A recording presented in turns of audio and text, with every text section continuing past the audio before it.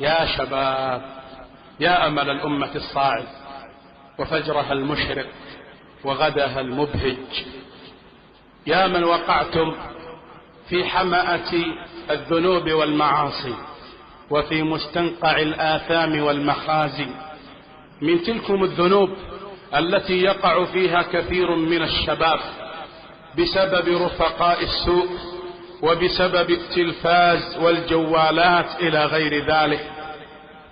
يا من جعل السوق مسجده والجريدة الخليعة مصحفه والتلاوة والغناء الماجن تلاوته.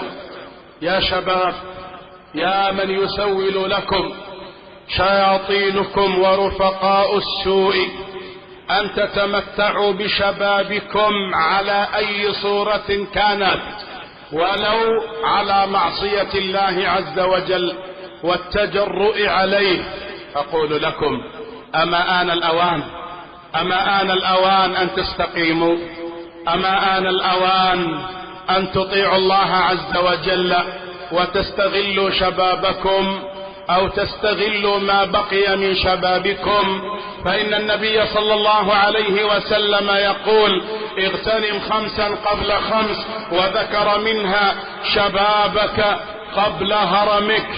يا شباب، مكانكم الصحيح المساجد، يا شباب مكانكم الصحيح في حلق العلم والمراكز، يا شباب تلاوتكم القرآن،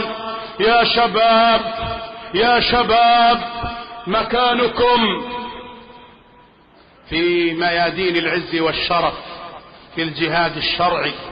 هذه هي أماكنكم، وهذه هي الأفعال التي ينبغي أن تكونوا عليها.